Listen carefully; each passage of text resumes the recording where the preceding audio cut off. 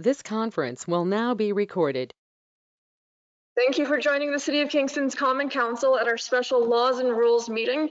Today is Monday, May 4th. My name is Andrea Schott, the Council President and organizer for our virtual meetings. Before we begin our meeting, we would like to go over a few meeting guidelines to help us navigate this system as efficiently and respectfully as possible. We ask that members of the public and press remain muted and off camera for the length of the meeting.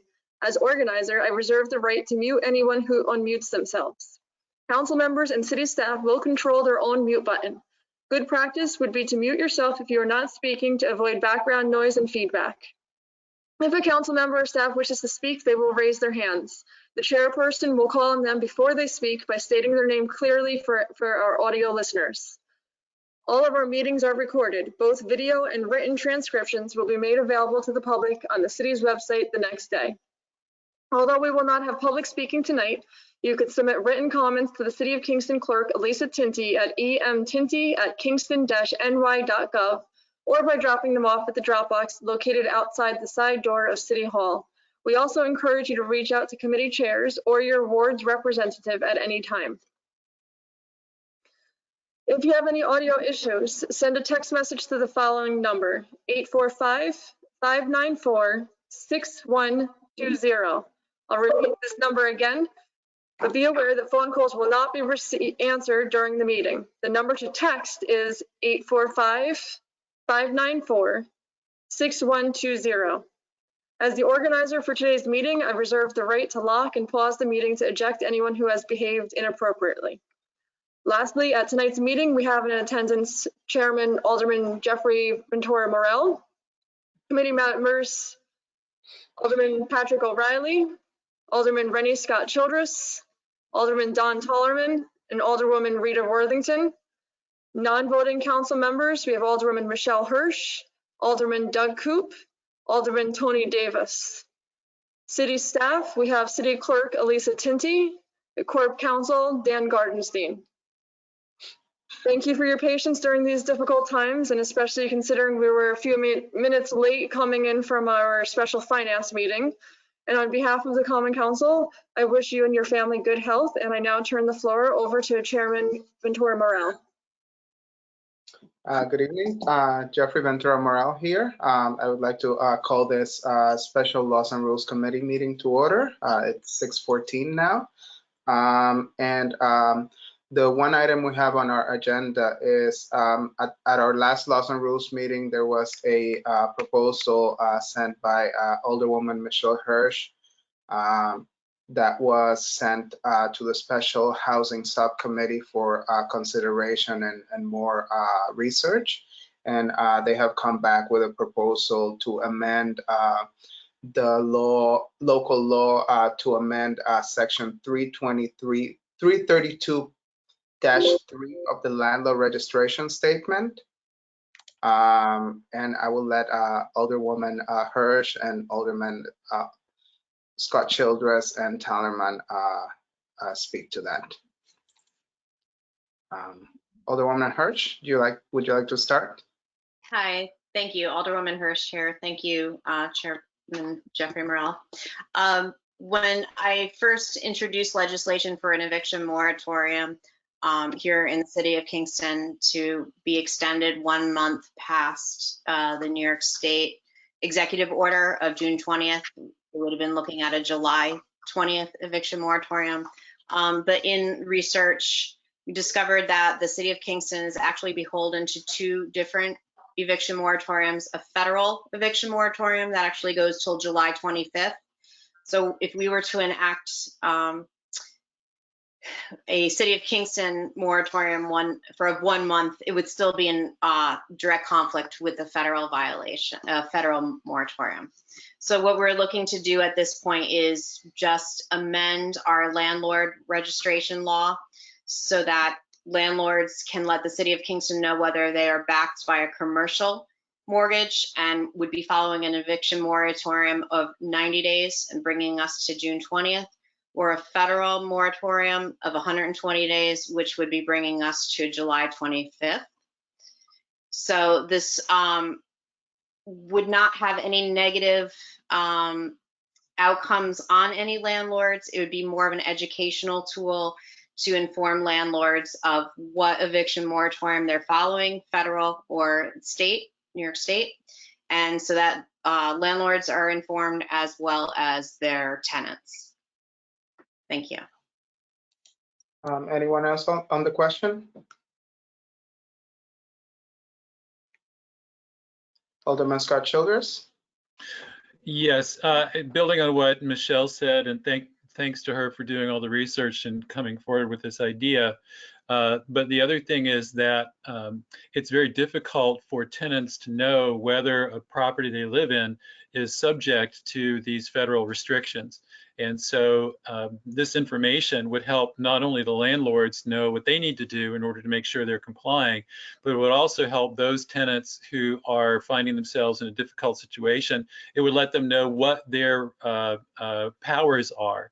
And I think this is really crucial for those who are facing dilemmas with their housing in this very difficult time. We want them to be able to have the power that's due to them by the law. That's all we're asking for, is to make sure that everybody here is able to follow the law and ask for what the law provides to them.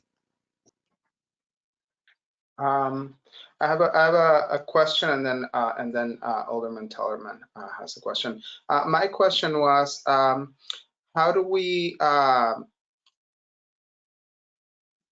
make the landlords comply with this? Do we have to resend a survey? And also, will that information then be made available to the public? Jeff, you want me to jump in here? Alderwoman Hirsch? Was that Dan? Dan Gardestein? Yes. Yeah, the provisions of the landlord registration law, like all the provisions of the city code, are enforceable in city court. If a landlord fails to comply, we file an accusatory instrument, we put it in front of a judge, and generally speaking, before the judge considers any kind of sanction or penalty, the judge just instructs the the party to just comply with the code. So what would happen is building safety would send out an accusatory instrument. I would appear in city court. The landlord would appear in city court. The judge would say, give the information to the building safety division within X number of days. They would comply. It would be over. If they don't comply, conceivably, they could be fined. In addition, if they don't comply, it could conceivably be introduced as evidence against them in any eviction or landlord-tenant proceeding that is brought therefore. Thank you. And with that information, once they fill out the survey, will that information be available to the public? Would I be able to, if I'm a renter, would I be able to tell which eviction moratorium my landlord falls into? Well, it's not actually a survey. Basically, what it would be a form that would be sent to all the registered landlords that we have currently, that basically asks them to affirm, yes or no, whether or not their property fits within one of these criteria. Okay. That information would then be added to the current landlord registry and would be on file with the Building Safety Division. And yes, it could be accessed by tenants or landlords who, are, subject to proceedings in city court. Thank you. Alderman Tellerman had his hand up.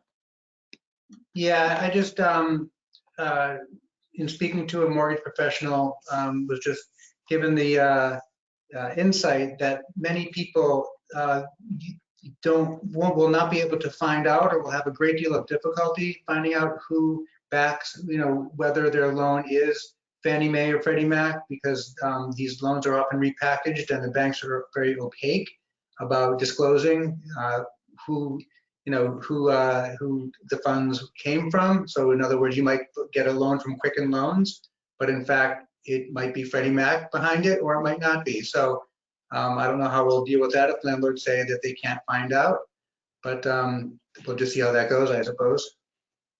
The way we would deal with that is either they would submit an affirmation that says precisely that, I don't know, in which case that would be filed with the Building Safety Division. And then if and when an eviction is filed, that information will be available to the attorneys who are handling that eviction, and the judge would decide how to proceed. Obviously, if they can't secure the information, it's going to make it difficult for me to prove that they willfully violated the order. I mean, willfully violated the statute. But that would be something for the court to decide as it went forward. Again, as Michelle indicated, for the most part, this is educating the landlords with regard to an obligation and a right that has been codified by federal law. We're not expanding it. We are notifying them, and we are creating a record for if and when this becomes an issue in a city court proceeding. Does that make sense? Thank you. Anyone else on the question? Alderman O'Reilly?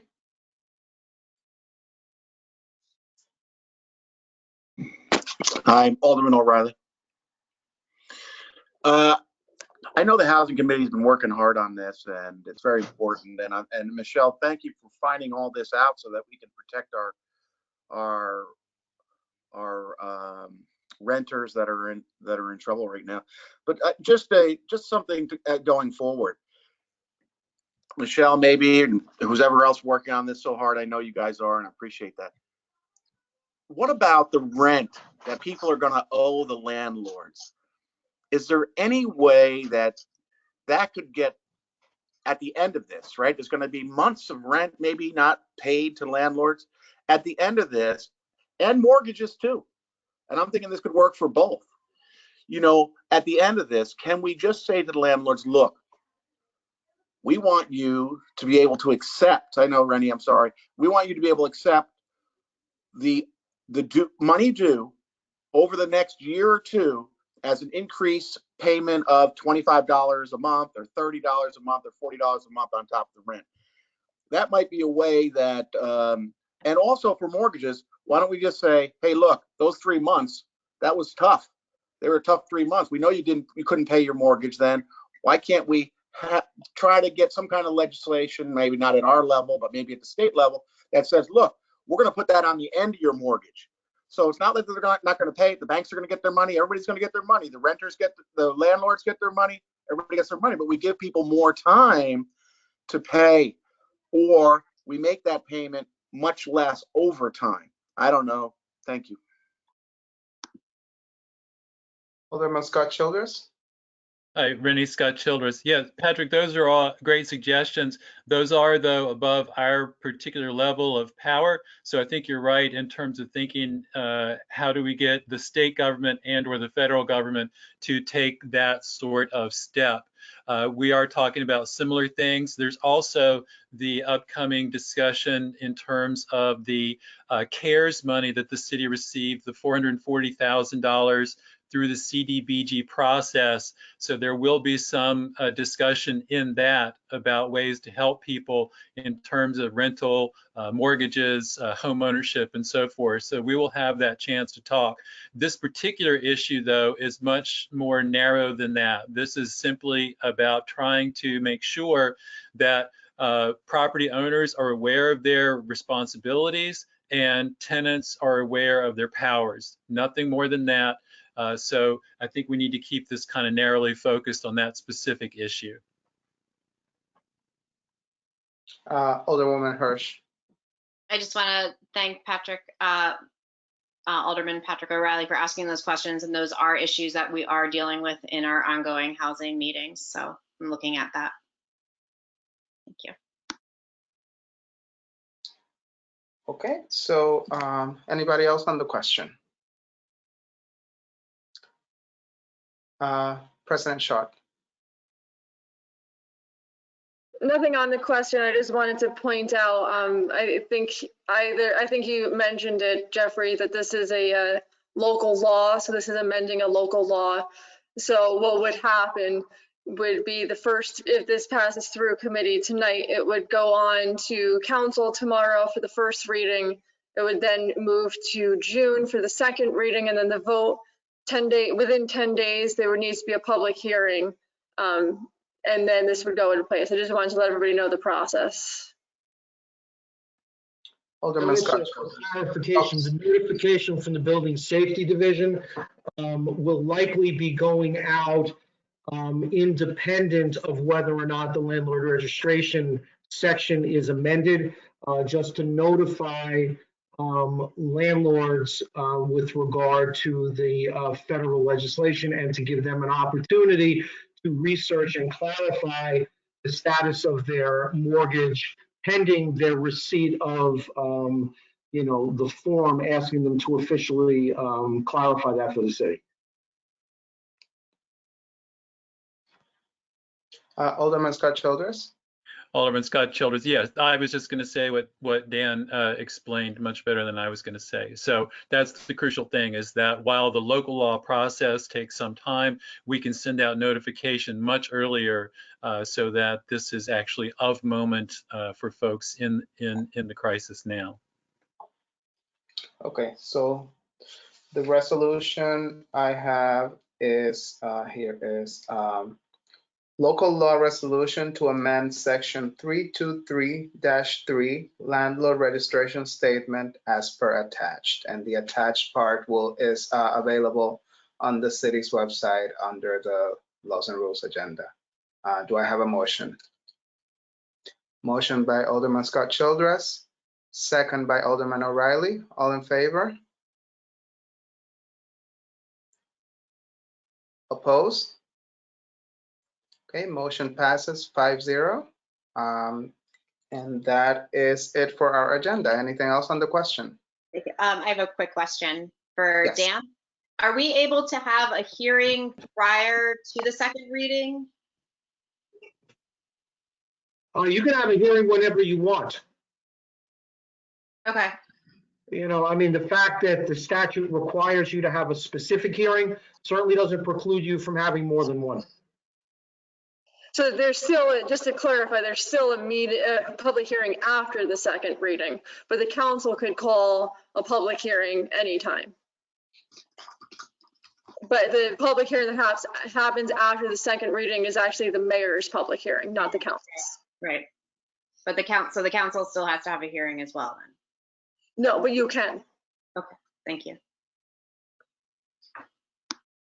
Okay, and that's something we can discuss after tomorrow's vote. If we decide, if we want to have a No vote tomorrow. There'll be no vote, just the reading. Oh, yes, sorry. Okay, anything else? Anybody else, anything else to add? Alderwoman Hirsch?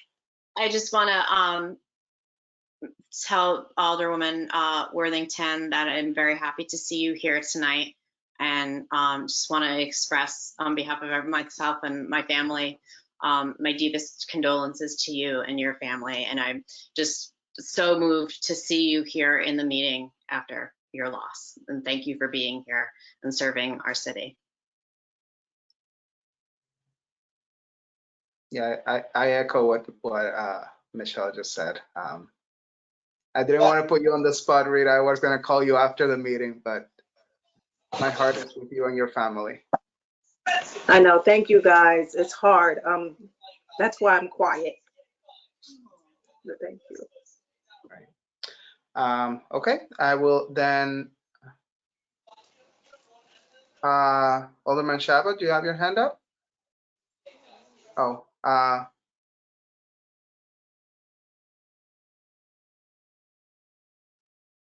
Alderman O'Reilly? Just reaching out to Rita. Okay, I will entertain a motion to adjourn. Adjourn. Motion. Motion, second. Okay, all in favor? Aye. Okay, see you all in half an hour at caucus. Thank you all.